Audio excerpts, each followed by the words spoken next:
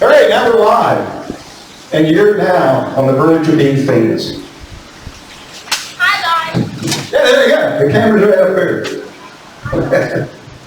All right, we're going to start in the square of Denver. We're going to work our way down Main Street, heading east. And I'm just going to bring up places, stores, and shops. You might know the people. But on the very corner, back in the day, I would guess it would be the southeast corner, was Stover's store. Remember Stover's store? I only know, honestly, I never was in the store. I remember it being there. I don't think I ever set foot in it. Anything you apparently know the deal. Oh, you got the mic. His nickname was Stubby. There we go. You don't know. His name was Stubby, that's all I know. Here.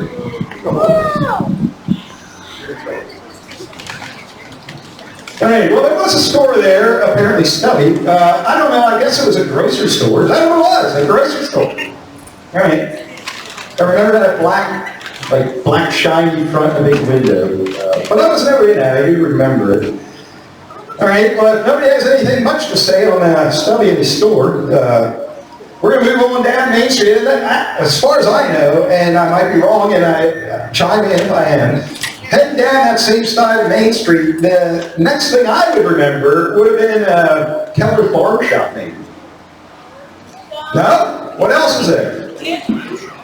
Louis' Men's Shop. Was that before you got to Keller's? I do remember Louis the Tailor, but I thought he was on the other side. But anyway, so Louis the Tailor.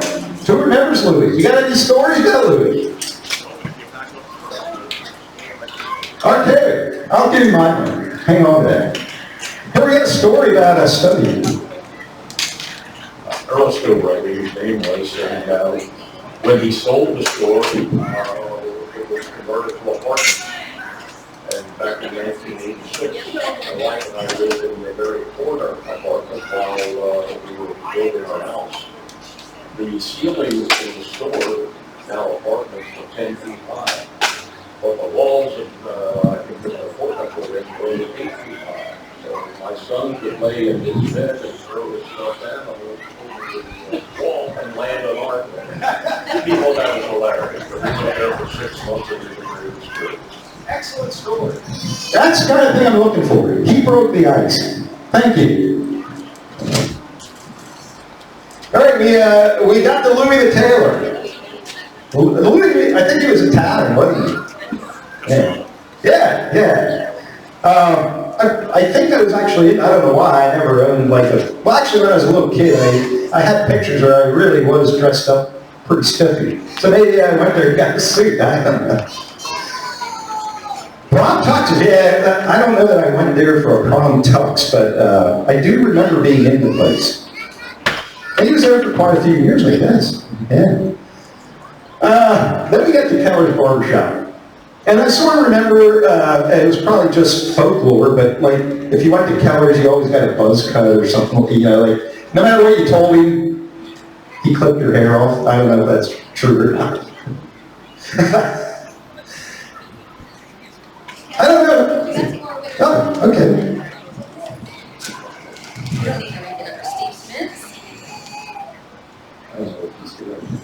Steve Smith, winner, door prize. Steve Smith, winner of a door prize. Diana Trable, winner of a door prize. Diana Trable. And Audrey, oh, there she is. There you go. Congratulations. That's her, right? Thank you. I asked you.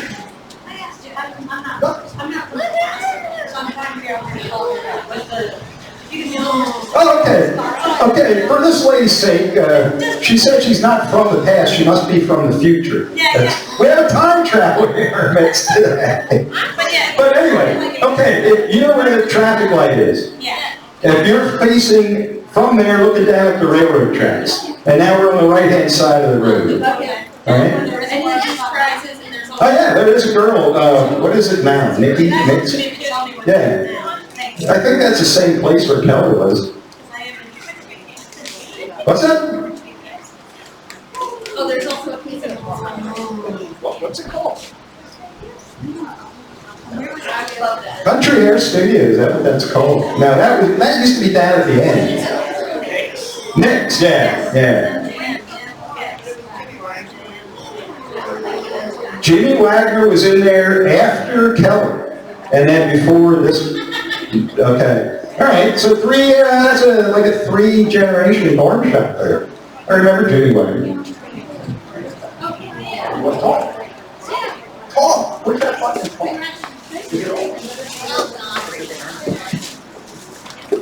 Yep, you're good. Have at it. You're not in charge of that right. I moved in the area around 1970 from Lebanon County. I went down to Keller's barbershop, and I was waiting there, and Keller says to me, are you in a hurry? I said, no, I'm not in a hurry. And I said, well, hand me his keys. And he said, my car's out back. He says, find a flat area and put my winter tires on. So I went into the back, I forget, it was like a big Cadillac, a Chrysler, or something like that. I took it down to the school and changed his tires around for him. Did you get a free hair? Yeah, I did. Well, that's a good story, too. Sounds like he was a little lazy, but... All right, so we had Keller's Barbershop, and then we got Ray the Florist, right? What? Oh, okay, you got another story of Keller. Keller was also the mayor of Denver, and he had a piece on his phone that he could talk while he was cutting your hair. So the sideburns didn't always turn out to be the same length. But as far as the keys in the car, there were many times when he just left the keys in the car, and anybody who wanted to borrow the car, the keys were there. As a matter of fact, one time his car was stolen, and he didn't even know it was gone because he thought someone had just borrowed it for the day. Keller also, he opened his shop around 5 o'clock in the morning. And Denver was the only town where you could see a doctor across the street with Dr. Roberts, get your hair cut, and have a drink at the Denver house and be at work at 7 o'clock. And that's why it's a fun place. Speaking of that Denver House deal, now we're getting a little ahead of ourselves, but I do remember back in the 80s probably, and I don't know at the time, the Triers owned it at the time, but I don't know, there was a period of time where they would serve breakfast in the front room there, and I don't know if they had an outside source or Triers made the breakfast, but I remember many times when I worked at Effort Precision, we'd get done if you plan your week right, you could be out of there by 9 in the morning, and we would go to the Denver House for breakfast. And that was one of the few places where I think now the Calico Tavern might be the only place around that you can go to at 7 in the morning. But, so anyway, we're back to Ray the Florist. Is he next? Ray the Florist. Was your uncle? Okay. And he was there for many, many years. Yeah, because I remember him being there when I was a little kid, and I remember him still being there when I was half old, like 30, 40 maybe. Yeah. Is he still alive or no? I wasn't sure. I knew he was older. And there was a lady that always lived with him, right? Pauline. Oh, okay. All right. Pauline Snyder. Yeah, that was her name. I remember that. Pauline Snyder. So then we got all right, where are we here? I don't have these in real order, but I do have Ray the Florist. Well, then we had and I don't know, at one point it was Windish's restaurant. There you go. So you probably have stories of that. Yeah. What's that? Well, yeah, well, that's why you're supposed to be helping out. Yeah, you're doing all right here. So there's Windish, Joe Windish, right? Joe Windish. And then when he left there, it became, was it Fisher's then? And then Arms. Or no? A twin? Oh, I never heard of that. I didn't even know about it. Twin Bridges. I remember Armits. Armits was for a kid in Denver, and I didn't get there a lot, but I was there for one football banquet, and Armits for a kid from the North Denver hood was pretty fancy. I mean, it really was. Like, because when I was a kid, we didn't go out to eat. There weren't many places and you didn't have the money, but it was, so any stories when Joe owned it? All right, that's a eat up. Oh, okay, so when Joe Windish had it, the Windishes lived upstairs. Okay. Yeah, I mean, that was a little bit before my time. I do remember Armin's, and then it became Union Station. Remember, for a little bit of time, I think Hop Bustner had something to do with it.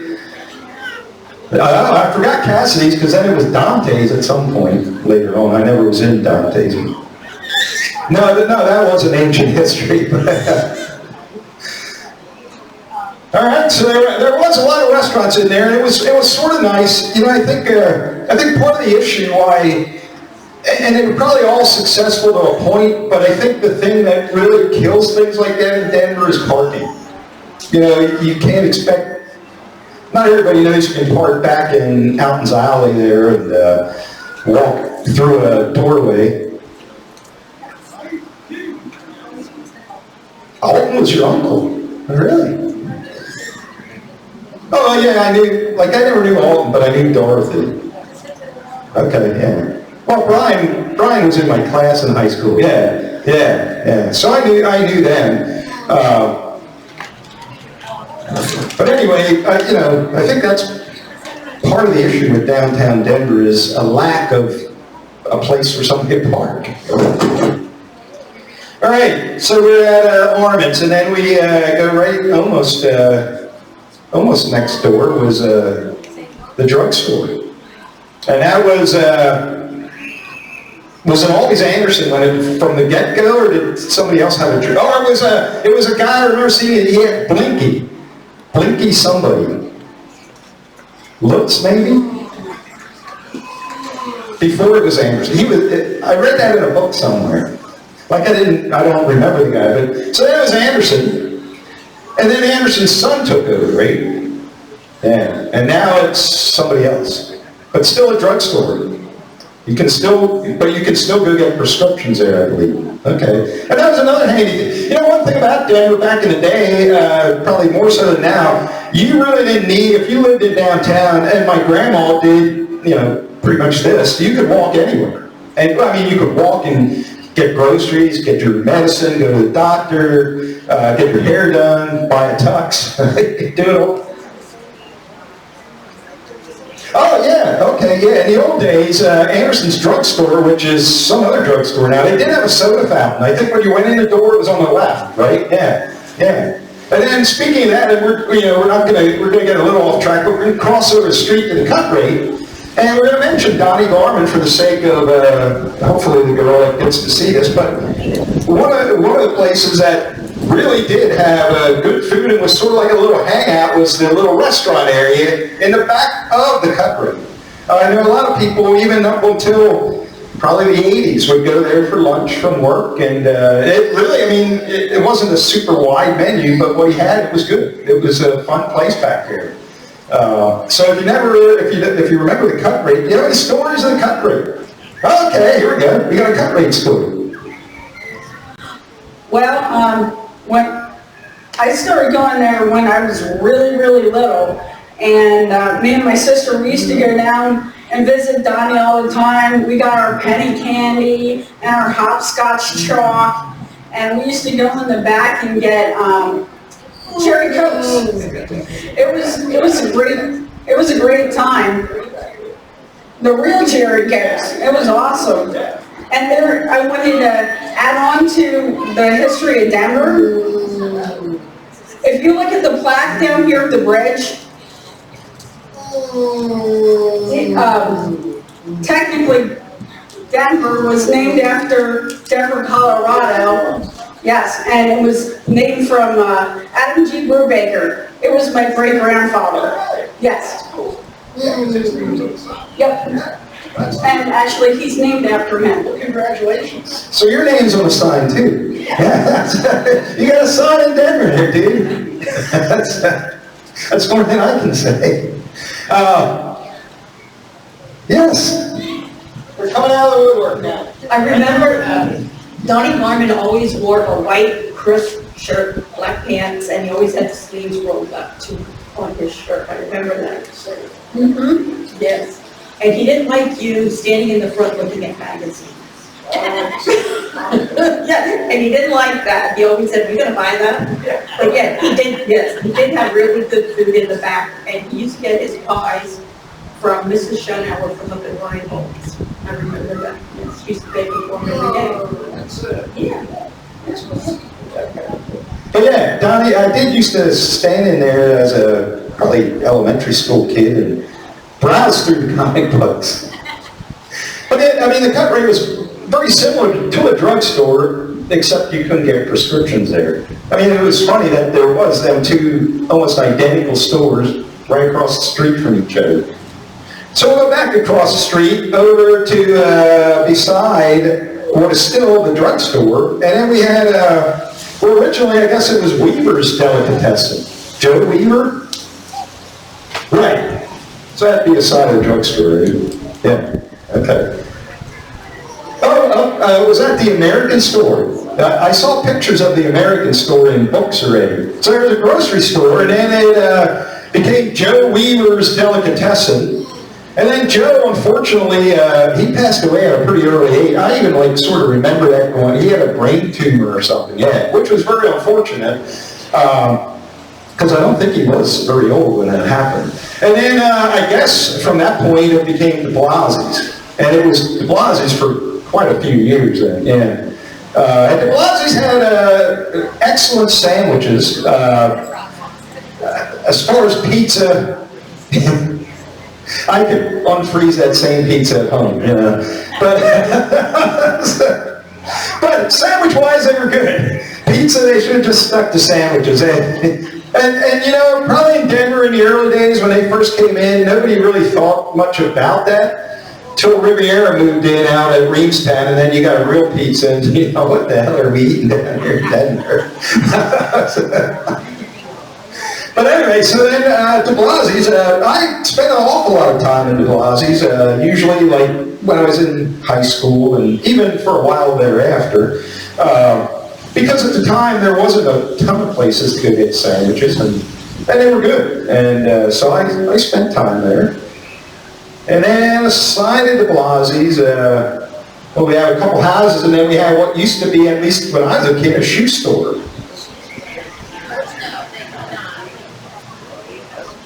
Oh, the trunk, yes, I remember the trunk. Pearl Everly, the trunk lady. And that was you know, it's hard to believe that Denver had that tailor and then a fancy ladies' clothing store. That, they did, no, they did, it really did. But yeah, there was a trunk, and the trunk was that was a high-end ladies' store. High-end ladies' store. I might have looked in the window once or twice. I don't know what I ever got in the trunk. Then after the trunk we had, well, I think it was something before the shoe store. What was it before the shoe store? Okay, an appliance store, then became a shoe store. And I remember that I did go in and I would get shoes there. And then in the more closer to President came, that was Country Hair Studio, yeah, which was Ben Balmer.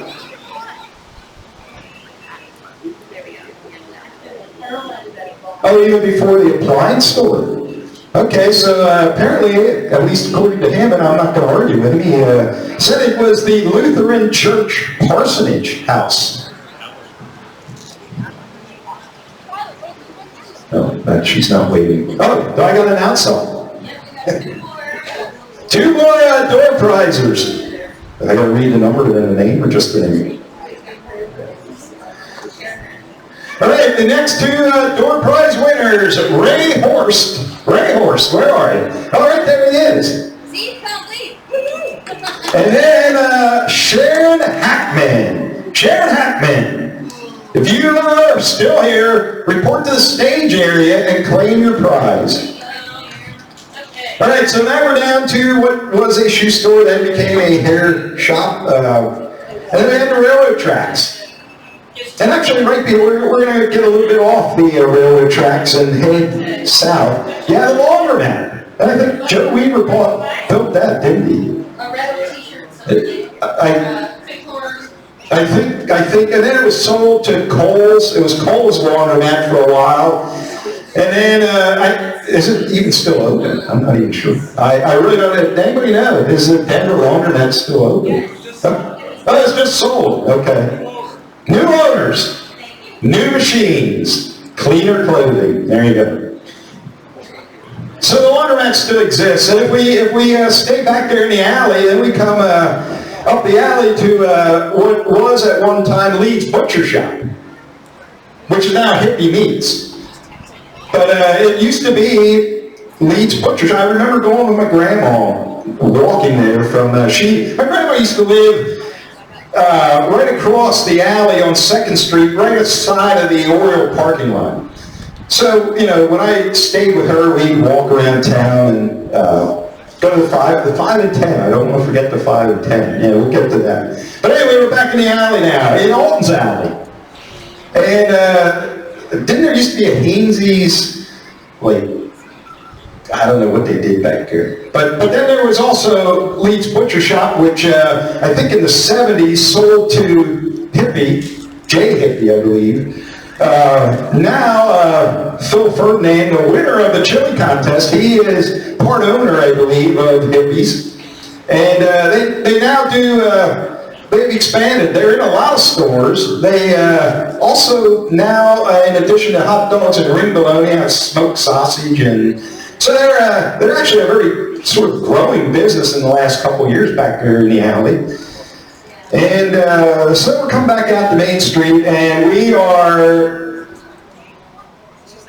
that's what I was thinking about, Zarian's, and they did what? I was thinking Haines's, but, all right, so back in that alley, aside of Hippies, was Zarian's, and he had a sewing company and dealt, later years at least, in antiques. Yes? I worked at Zarian's and we made bra straps. That's all we made when I worked there. Well, then it came turning of the bra and the whole business went to, no, they moved and then they kind of diversified a little bit when they moved to the farm at the other end of 4th Street, North 4th Street. I don't know what's there. I've been out of town 50 years, so. All right, so Zarian's made bra straps. How many thousands do you think you made? Thousands and thousands. Yeah. Oh, this was by hand? Yeah, there wasn't even on a sewing machine. Wow. How many roughly people worked there? Oh, okay. So not just, oh, okay. Yeah. The 60s sort of shot that, and, you know, this ladies silent and not wearing bras, nobody wears slips, all of a sudden Zarian's selling antiques. He probably, his first antiques are probably the equipment he used to make the bra straps. Oh, well, that is pretty interesting. I'm glad you shared that. Look at that. Sort of made you mad if you went home and argued, why didn't I tell him I did that? Now you did. All right, we are now at the railroad tracks. And there used to be a railroad station right there in what pretty much was the parking lot of Turkey Hill. And I remember being in the railroad station. It was there till, what, the 80s maybe? Early 80s, late 70s. Yeah. And then they tore it down and Turkey Hill came, and it was a shame. They should have, you know, it's easy to say and there's reasons for everything, but it would have been neat if they would have been able to keep that.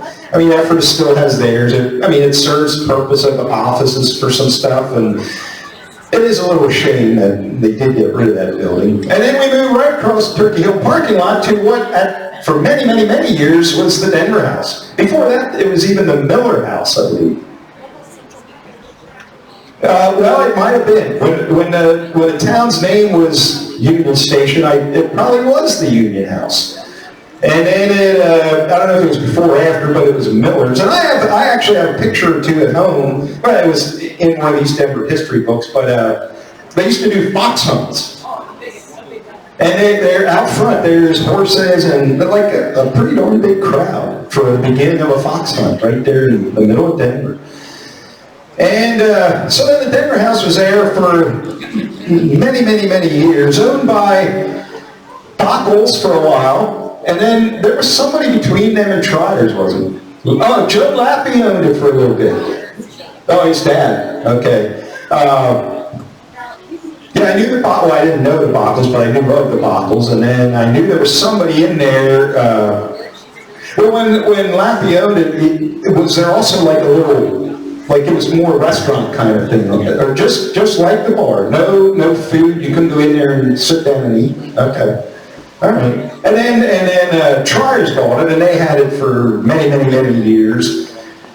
And now, I mean, the building itself, I mean, again, it would have been neat to refurbish it, but I think what they did with it now is a good idea. I mean, it was time that, I haven't dealt much with the real life organization. I did run into that little grocery store one time, and I have to say I was extremely impressed with how clean it is.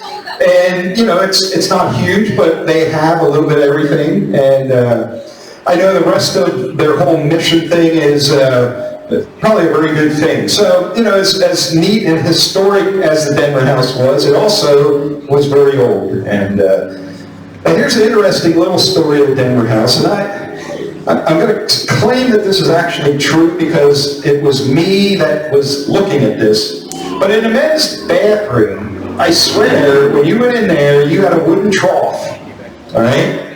And I'm pretty sure, now, it was sort of dark, but I swear to God, there was no plumbing. The trough was emptied right onto the ground under the building. And I'm not saying that's a good or bad thing, it's an observation. But I might have been dreaming that up the one or two times I was in there. But I do know, and I think this is actually factual, way back, long before probably any of us were alive, back in the day when ladies really didn't go in bars. I think the bar at the Denver House had troughs right along the bottom of the bar where, because it was men only, they could spit their tobacco juice and take a leak without ever walking away from the bar. That is a Saturday afternoon of bonding right there. But it was true. Ladies weren't, I don't know if they weren't allowed in or whatever, but they never did. They were shunned from bars back then. Bars got a lot more fun when they allowed ladies to come back in. All right, so we are at the Denver House, and then we go right, well, maybe not exactly next door, but we have a Royer store, Lukey Royer. Is there anything in between there? In between them. The Denver Post Office apparently was located between what used to be the Denver House, now Real Life, and what used to be Royer's store. And there's nothing in Lukey's store now, is it? Just even the downstairs, like. Oh, okay, so, and I didn't think that was the case, but yes, the Calico Cat or whatever, that is in where Lukey Royer's. Are you sure that's where that is? I thought Lukey's was a house or two down from there.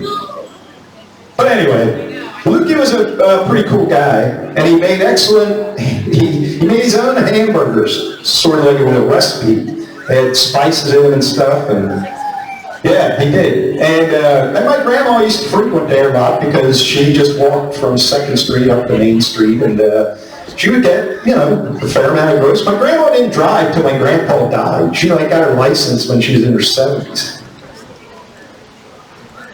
Oh yes, Getson Kuiper. And was that? Okay, Getson Kuiper. I remember that name, but I don't necessarily remember being in there. Right. Sam Baldy's gift shop, in where the old post office was. Every now and then I run into Benton Dory. Every now and then he'll show up at Black Forest for a Friday lunch. I haven't seen him for a little while now, but I ran into him there a number of years ago, and we sort of figured out we knew each other. And so yeah, so we had Getson Kuiper, and then Lukey Store. And then was there a hairdresser somewhere down in that strip then, towards what used to be the 5 and 10? Oh, that was the hairdresser in the 5 and 10 store. I didn't think so. He's a local kid. Oh, okay. Because I was in that 5 and 10 many times, and I really remember. I'm not sure why. I'm not even sure how we got there because my grandma didn't drive, but I remember the lady that worked there, her name was Mary Inc. Near Kurtz's. Yeah. And somehow, I don't know why, and I don't know how, but me and my grandma were at her house up there. I don't know how we got there, because I didn't drive when I was 6 and my grandma didn't drive. But there we were at Mary Inn's house near Kurtz's. But the 5 and 10 was a neat store, not much different than the cut rate maybe, but more toys, sewing supplies, I think, if I remember correctly. Yeah.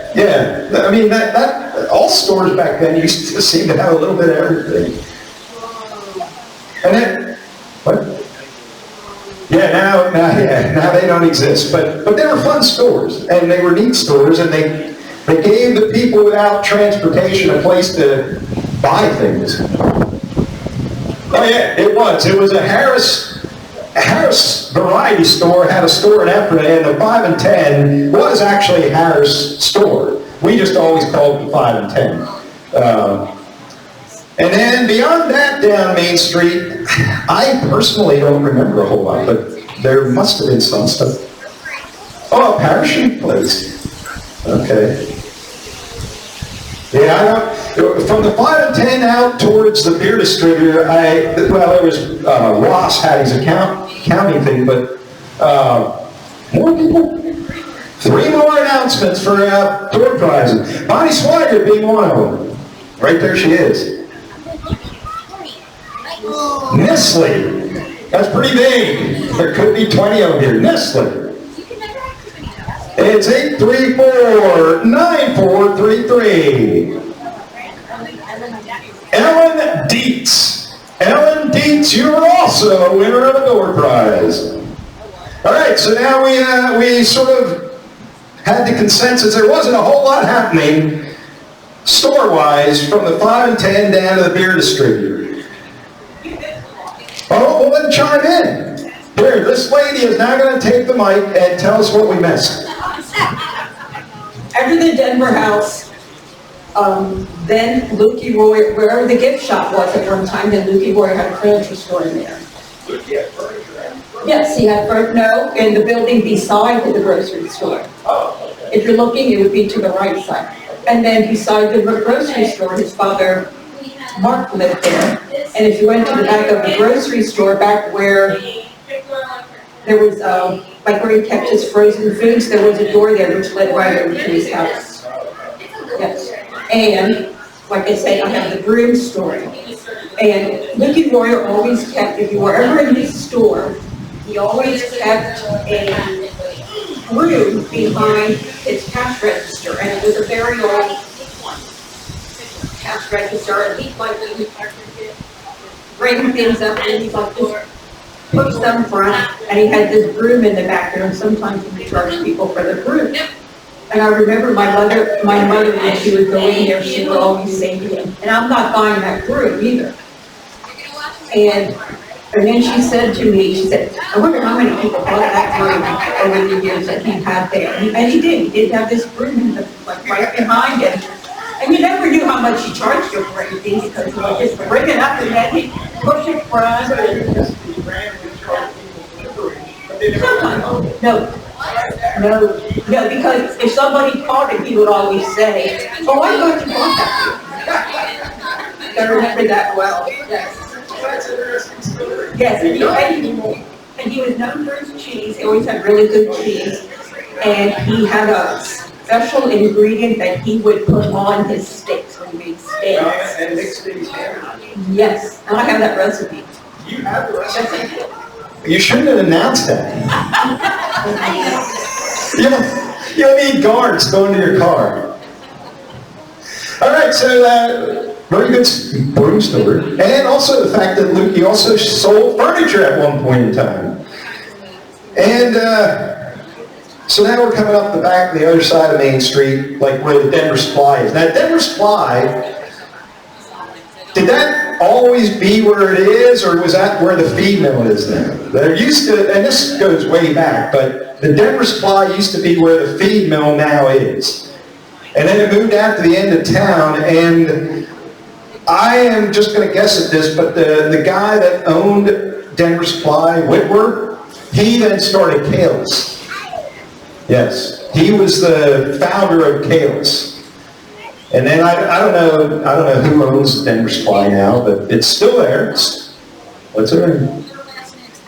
Helter owns the Denver Supply now. I rarely get in there anymore, every once in a great while, but not too much. But it really, honestly, is no different than it was.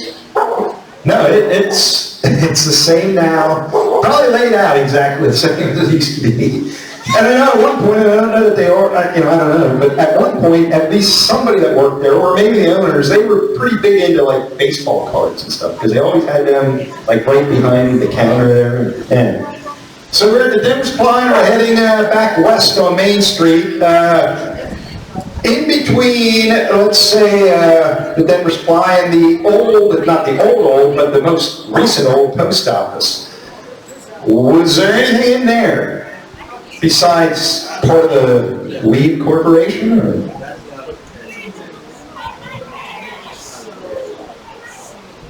Right, but, okay, maybe an insurance guy, but not a whole lot down in that strip on that end of town. But now you get up to the most recent old post office. You cross over, you got the Orioles, which used to, in the old days, be the Washington House, which was a hotel, actually. And then I don't know when, but quite a long time ago, I guess the Fraternal Order of Orioles must have bought the building.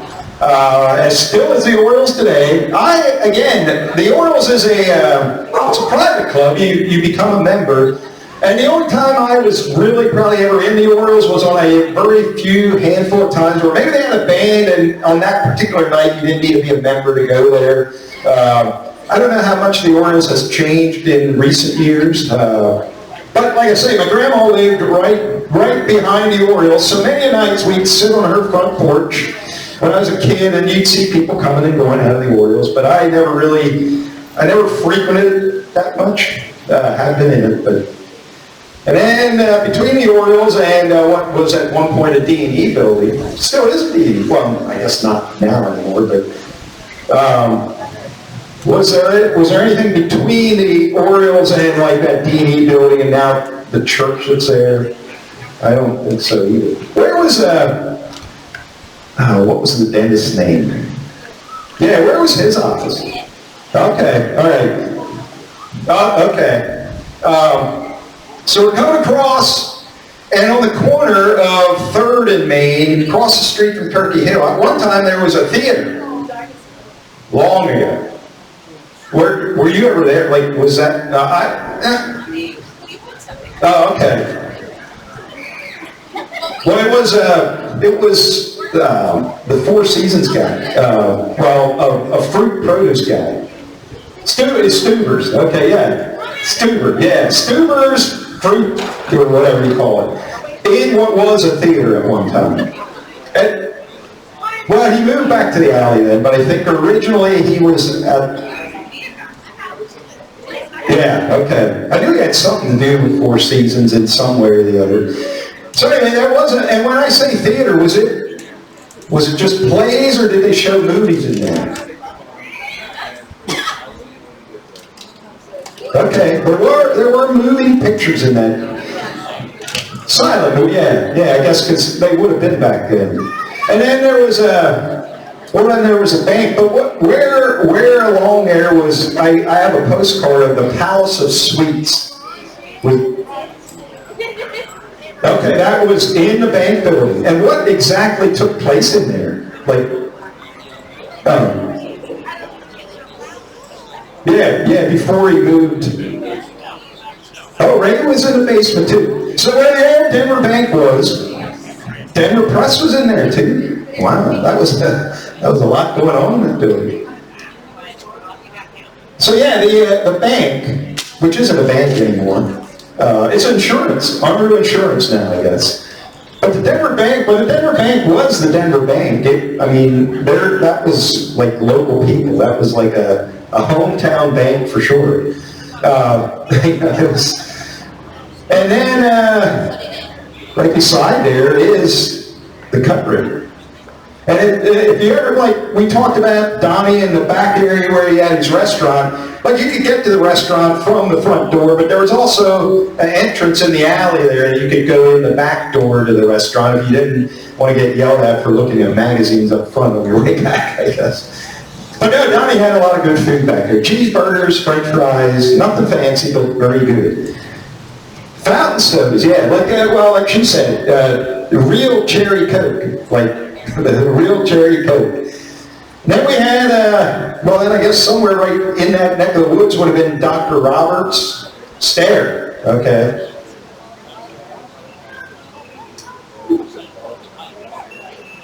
Oh yeah, so now that you say that, I sort of remember that laundromat. I wouldn't have ever thought, but now that you say it, there was a laundromat back behind, in the back part of the alley there. And then after the Cut Rate, it wasn't, there was an electric store on that side, wasn't it? Up far, but.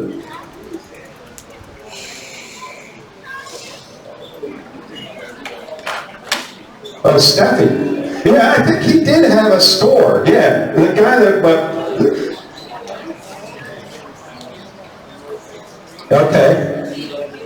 Okay. Yeah, well, I guess my old landlord, Steffi, did have an electric store and was an electrician.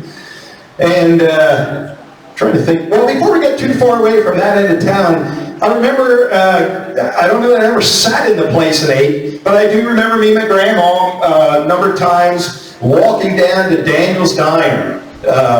Daniel's Diner, it was on the corner of, what is that, the far end of 2nd Street, right near the creek area. Okay, 2nd and Walnut. Yeah, that was I used to look forward to that. Again, because when I was a kid, getting anything out, I'm not going to mock my mom, but she wasn't the greatest of cooks. And so when you get a chance to get a club sandwich or something, it was a treat. And it didn't happen often. But I also remember, this ain't in Denver, but I also remember right out of Reamstown when the Redner's Quick Shop was actually a grocery store. And one of my favorite things was every once in a great while, if my parents went for groceries, at that store they used to make 3-foot-long subs. Like right inside the door, you could get like a 3-foot-long sub. And every once in a great while they'd bring one home, and I swear to God that thing lasted about 10 minutes. And that was one thing I learned. To this day, I am the fastest eater and drinker. Because if I wanted seconds, I had to get done with that first part first. That's a big problem, and you can't pace yourself. But that, and I always wanted to get out to recess at school, so I ate real quick. Speaking of school, we're going to move up, and we're not going to skip over whatever was on Main Street there. But after Steffi's, I don't know that there was much between there and the red light then. A jewelry shop. All right. Okay, so we had a jewelry. That I didn't know. And then back a block or two is when I went to school was the Denver Elementary School.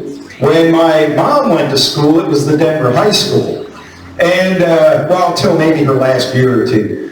And then now it's apartments. But that was I remember the bathrooms were in the basement, and the library was in the basement. And there was rumors, I don't know if it's true, of a janitor that hung himself there. I don't know that that's true or not. It is true, all right? Okay, so we uncovered a mystery there. We now know it is factual. A janitor hung himself in the basement there. It was a creepy basement, really. I mean, there was nothing fancy about that thing.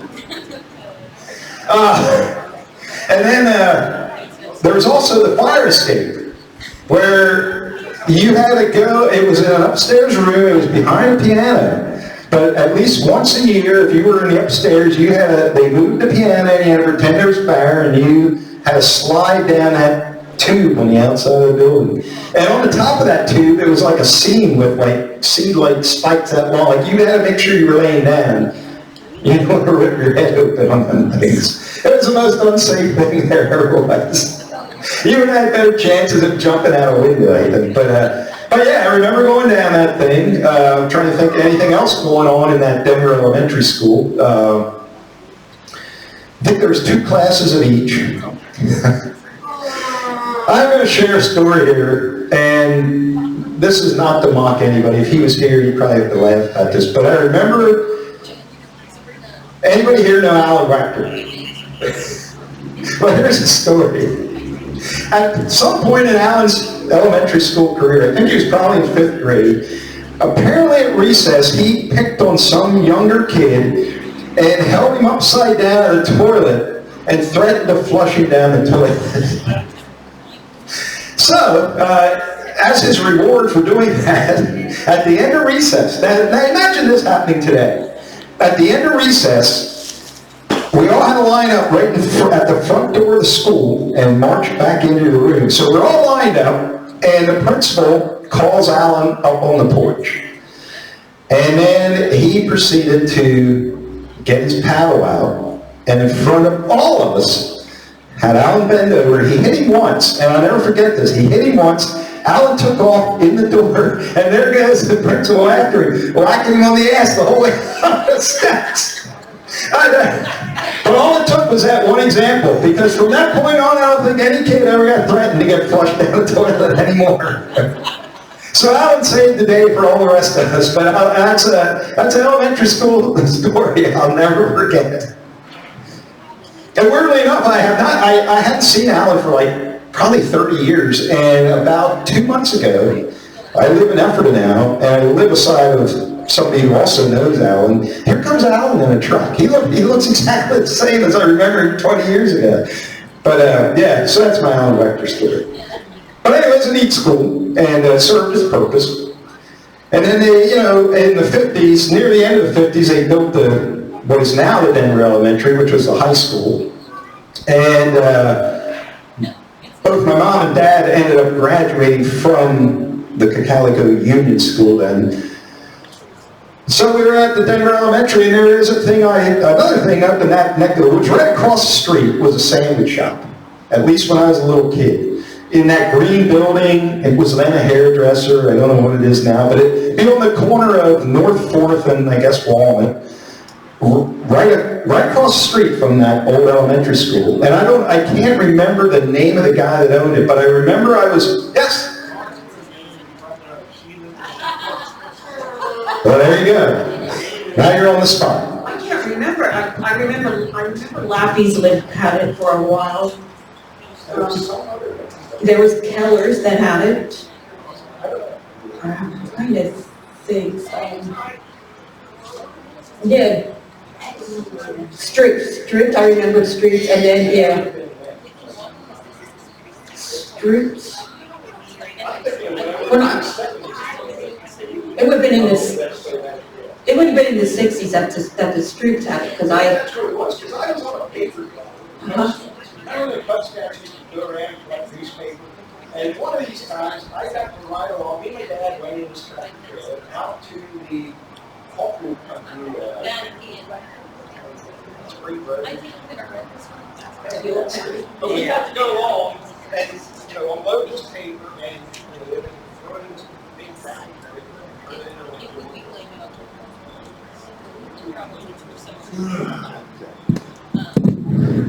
So we went out to Spring Grove, took these papers out there, and when we came back, and it was probably, it might have been the only time I was in that restaurant, but when we came back, I don't know if we left from the elementary school or what, but we went in there to get lunch, and it was like, they used to make, like right behind, had a bar, not a liquor bar, but like a food bar, and then right behind there was the grill, like you could watch them make their stuff. It was pretty neat, but I couldn't remember what the guy's name was, so. when Stroops had it, they had a little girl, she was about my age, and I think her name was Margie. And I used to go over there and play, they lived upstairs, and they had this big fish tank. And one time we washed our hair in the fish tank. They got into trouble. He probably smelled pretty good too. I know. All right, well, just hang on to that. You might have more stories. So at the Denver Elementary and Stroops, or whatever that sandwich shop was, and if we come back out to Main Street, I don't know that was there ever any business on the north side at the square there? Like across the street from Stuber's, and were they just all, yes? Right across from the Which is now Calico Heating and Plumbing, and it was Ernst's Garage. But before that, it was a Ford dealership. Well, way back, it was Line. Yeah, it was E.T. Line, which is also a relative. Yes, and he was the first in 3 counties to sell Ford. Oh, okay. And then it became that. Yeah. All right, so it was E.T. Line, a Ford dealership, and then Mowry's Garage, Robert Mowry, and then it became Ernst's Garage, and now it's Calico Plumbing and Heating, right? Yeah, that same building there. So we're back out to the red light. But I have to, down Walnut Street, if you go down where the restaurant was on the opposite side, there used to be a grocery store there. And at one time, a relative, I'm not sure if he was, would have been a cousin or something, his name was Stevie Mellinger, and they used to always call him Blind Stevie Mellinger. And he had that grocery store there for a while. And then... Was he really blind, or they just called him? No, he was blind. He used to ride his bike around town blind. How do you do that? How do you ride your bike? I don't know the answer. I suspect he wasn't. I suspect he really wasn't blind. I pictured them. And then after that, Shook's had it, and I think they had a grocery store in there too.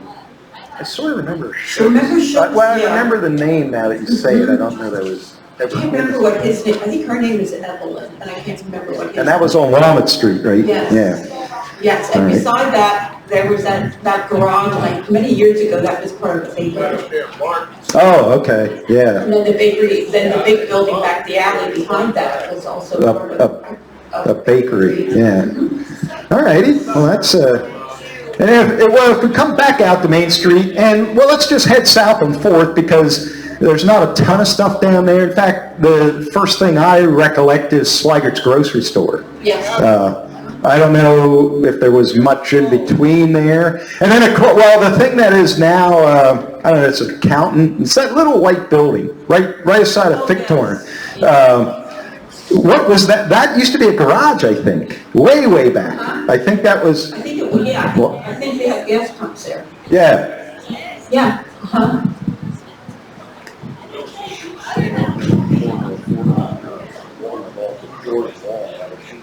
George Long Shoe Store, Walnut and 4th. Yes. Yeah, she did mention it. You probably didn't hear that, but Shook's was down from the bakery yet. Okay, that's on Walnut. Back out on Main Street, going toward the park, you had a restaurant with Dr. Woodbaker's office later. I remember Dr. Brubaker's office. I don't remember the restaurant. Was that Gensimer's? Okay, all righty. And they sold it to McQueen. Oh, okay. And down from there, you have Stroll and Leonard. Right, yeah, what's now the Borough Garage. But, well, and then after Showalter and Wenrick, it was Yinkston Lions for a while. Yeah. And then on the, yeah, I was on 4th Street, Laura's Candies. Is that still there, or did she go, she still makes candy or not? Oh, I guess she don't make candy anymore. She's making candy in the bigger candy store upstairs now. Oh, so it might still be called Laura's Candies? Okay. Not on that, yeah. But you had Swigert's store, and that was actually, compared to the Main Street grocery stores, a little bit bigger. It reminded you a lot of the Little Wiser store in Akron. I mean, that's sort of what I recollect of Harold, and then Harold became a PTL club guy. He skipped town and joined the PTL. Yeah, see, I know some stuff. And that was up between 5th and 6th, correct? Yes. And I have a little story about Leeds Grocery Store. Is that relation to you? Her uncle. Leeds, okay. Yeah, okay, so we've got Leeds Butcher Shop in Leeds. I remember Leeds Grocery Store for only one reason. And again, much like the trough in the Denver house, I'm pretty sure this really happened. I was in elementary school, and I actually liked school. I did not miss much school at all. In fact, my whole high school, I wouldn't have missed any if I wouldn't have ruptured my spleen. So I was not like a hooky player. But I must have been sick, and I must have been in like first grade. And my mom took me to Leeds Grocery Store. And I swear to God, we're in the store shopping around, and the phone rings. And here it was somebody from the Denver Elementary wondering if I'm sick, what I'm doing at that grocery store. Like I missed one day, and they put out a tracker on me. And this was in maybe 67, you know, like, I don't know. But I distinctly remember that. Okay, now we got, at that time you speak up. Okay, we always called him Saki. I remember that. Okay, was my uncle, and I lived on a poultry farm, and he would come, not him, he would send somebody to pick up the eggs that they sold at the store. But I was telling my daughter this the other week, I said, I think he was ahead of his time, because my mother would call in her grocery order, and when they came to pick up the eggs, they brought our groceries. Very rarely that we went to the store. That was like what giant everyone is doing now. Yeah. She was the inventor of grocery delivery. Lukey Warrior did that too. Oh yeah, I think Lukey did deliver. Like I say, I never used his delivery service, but I think he did. Well, I guess he did if you're saying he did. I'm not going to dispute that.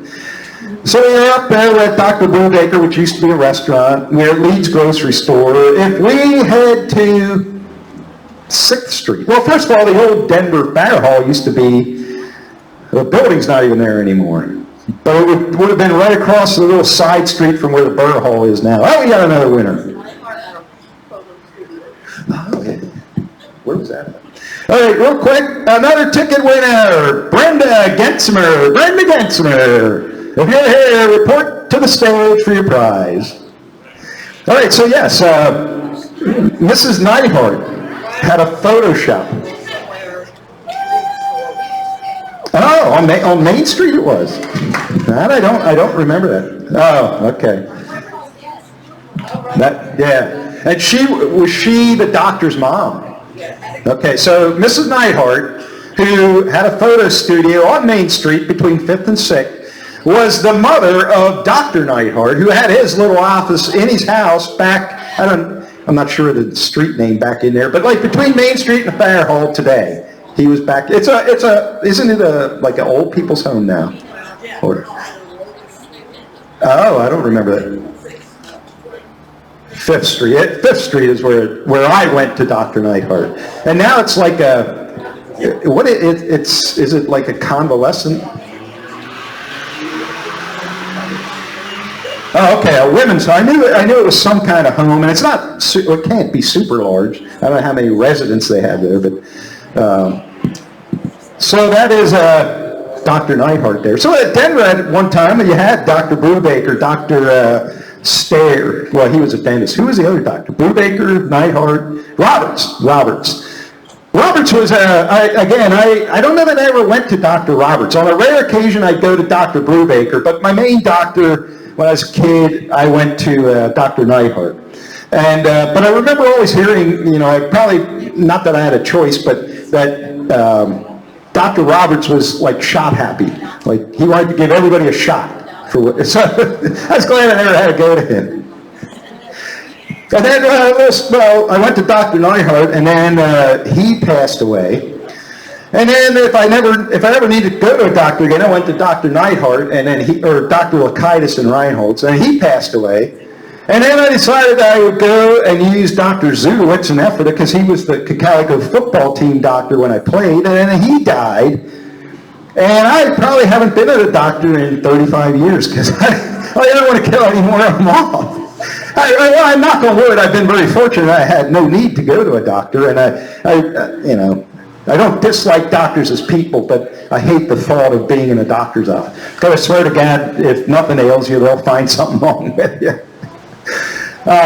So anyway, now we're back on Main Street, and we have Leeds Store and Shorewater and Wenrick, which then became Inkster Lions, and then we're heading.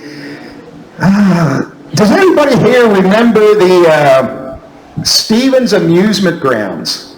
Like out on where the Fosnock Drive development is, the round church area, there used to be a Legion. Denver had a Legion, and then there was like a carnival kind of, it was called Stevens Amusement Park or something. But they had carnivals there, right where the round church and in that Fosnock development. And apparently they were big deals. Like, I mean, I wasn't around, but apparently there was, like, on the train, like big name people, musicians would come on a train and perform there. Like, I have a couple postcards of, like, the place full of people.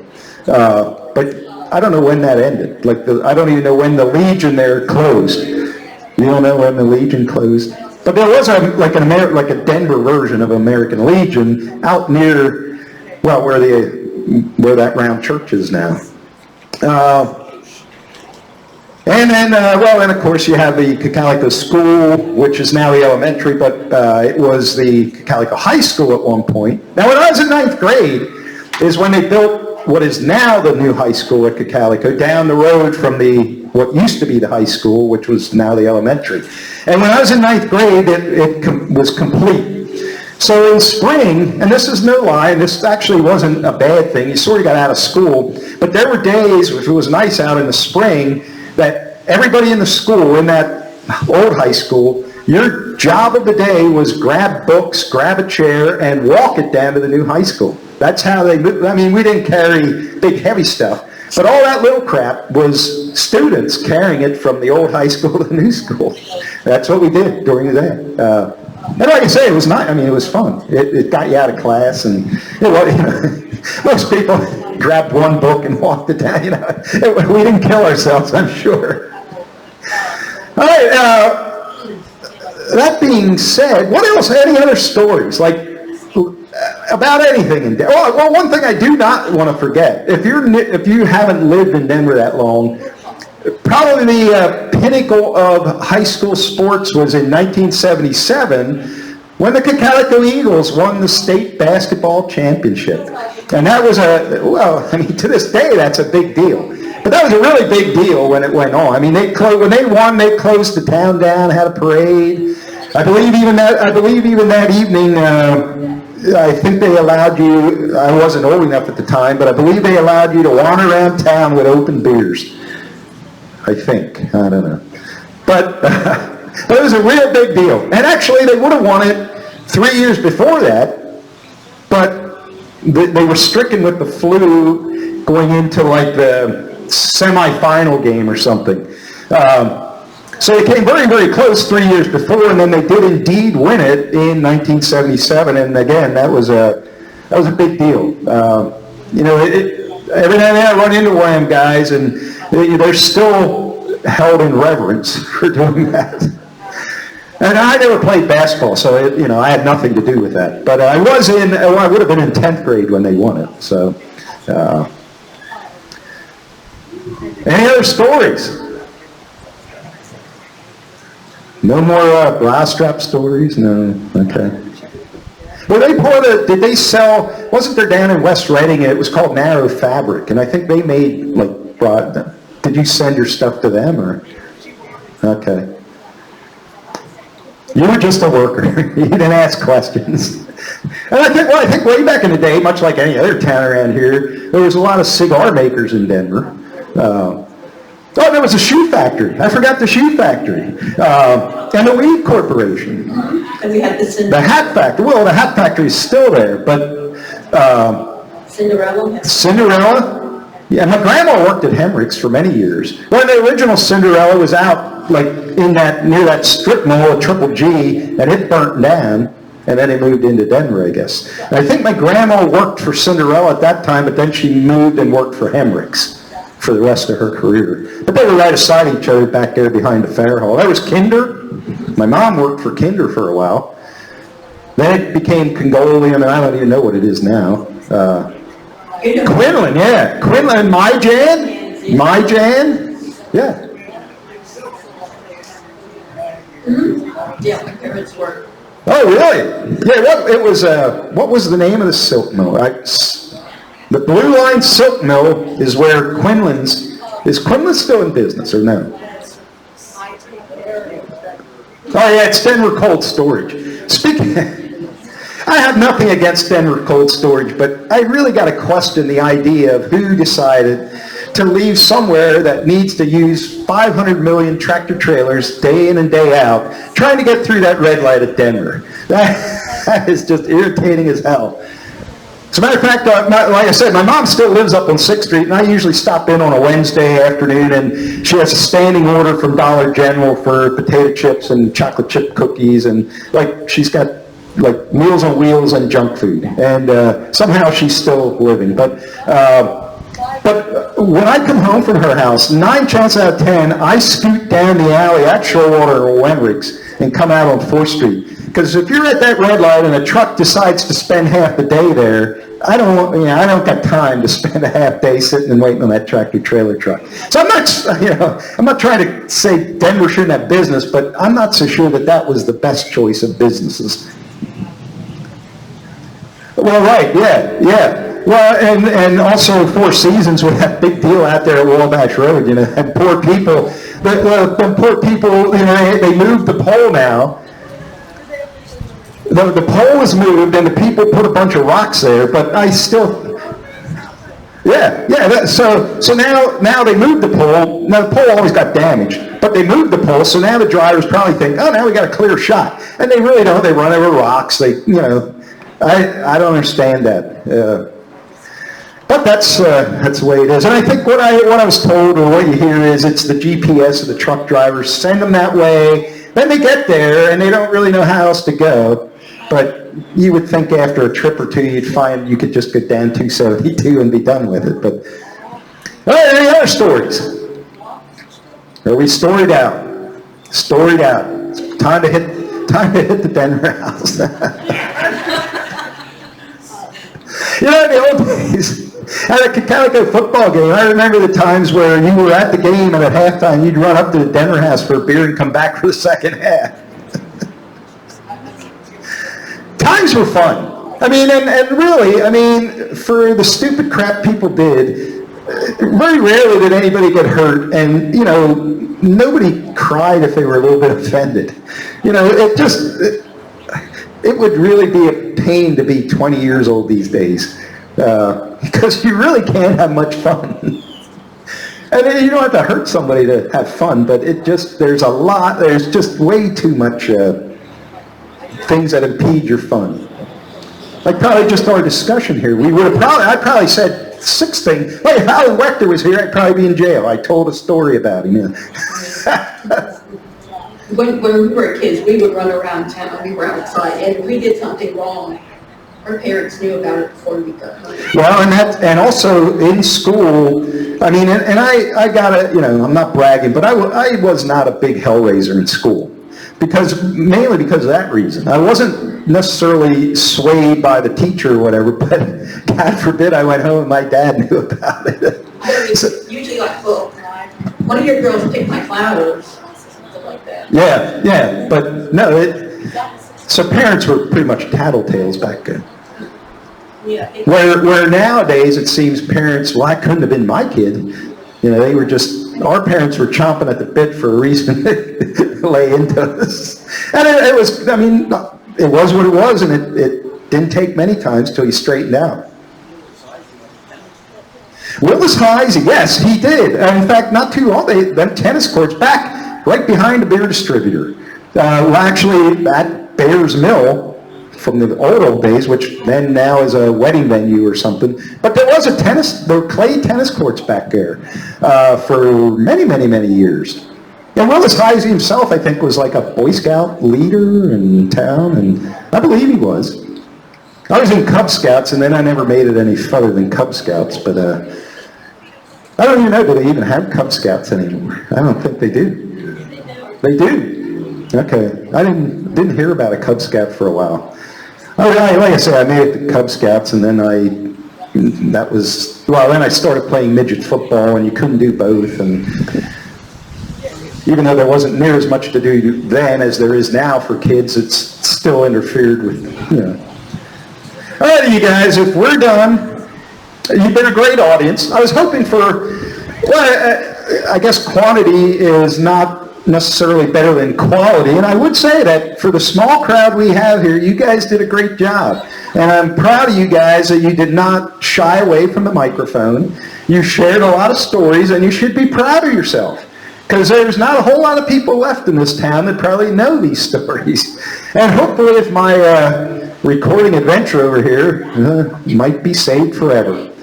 All right, well, thanks a lot, you guys. It's been a blast, and maybe we can do this again sometime. Maybe at a bar somewhere. Then you'll talk a little more.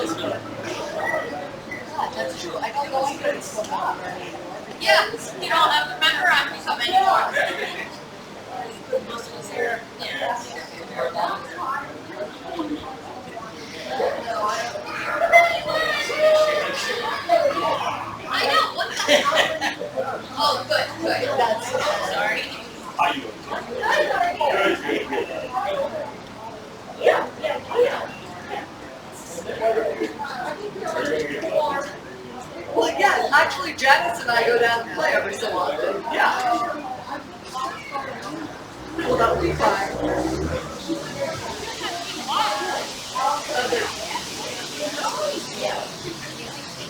My mother did it up until she broke her wrist. It was good. It was out the afternoon. Oh, that's right. That's right. Yes, and after things were healed up, at one point she comes over to my house, she lays her bracket down on the kitchen table, she's like, it's yours. I'm not doing that again. I'm just. That was awesome. I know.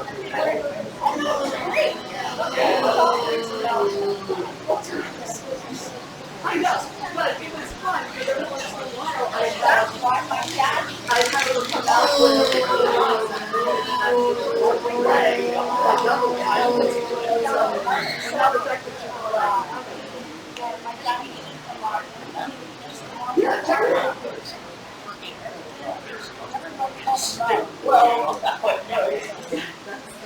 Chasing horses. Oh, no, that's just going out and supporting your bed. This is what it's all about.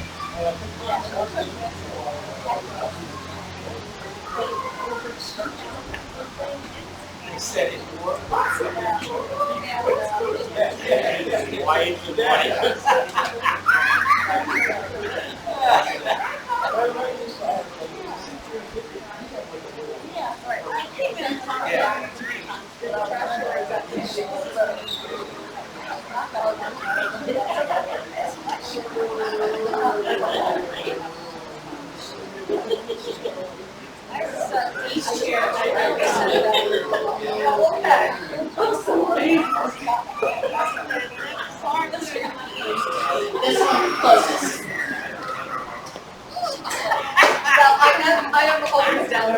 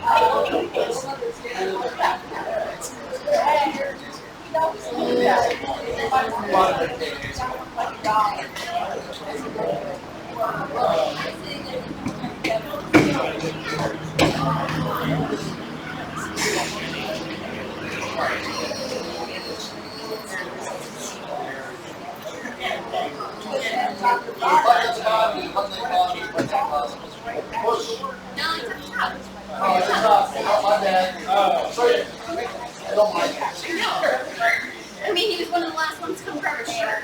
Like, I couldn't find it.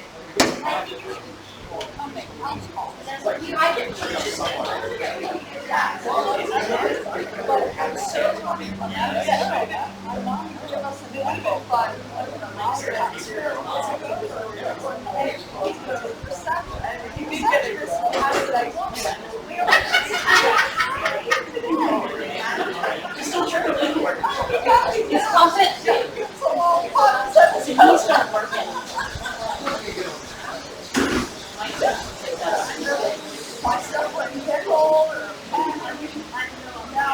Next year, I think I want to set a table up instead of one long table, two on the side, for the volunteers to be in the center. Yeah, because you have people coming up behind us, and like, the first couple people were like trying to grab me, it's the stuff. Oh, yeah. Really? This,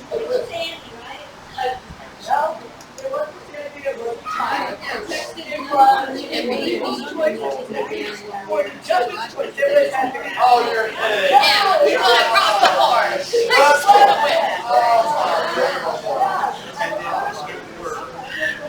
win.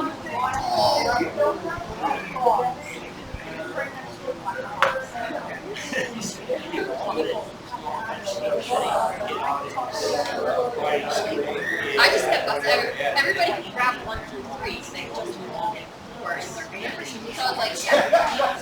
So I was, and then he goes, okay. And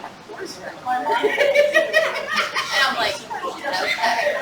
And everybody ran out, and I'm still scooping. I'm like, yeah, Dad. Good job, Dad. Yeah.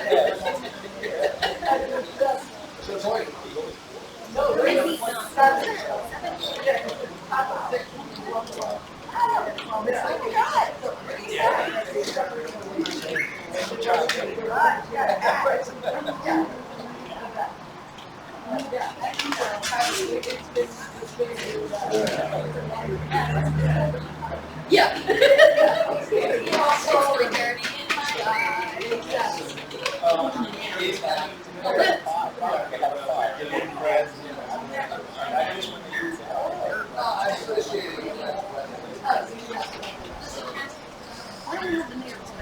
Mayor pulls the ticket.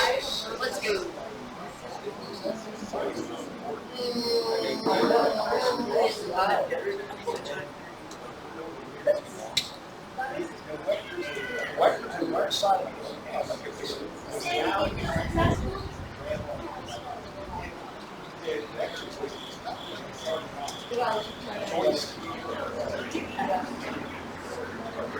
Richard did buy one, so he can sell it tomorrow. And we're gonna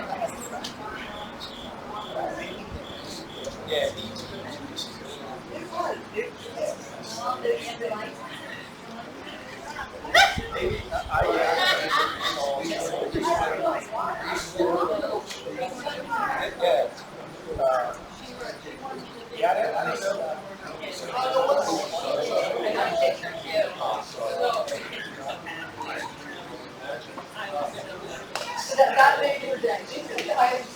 Glad you spoke up. Yeah, you too. I have to tell Cheryl. Well, see, I came here for business. Whenever I do that.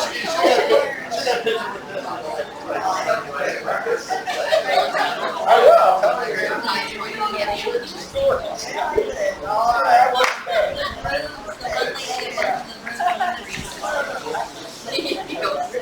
Hey, you're hot dog. right here.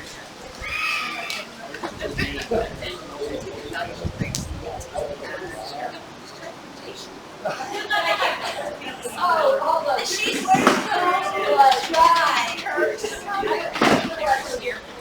And I'll see you next week at the... Oh, yeah. I'm helping with the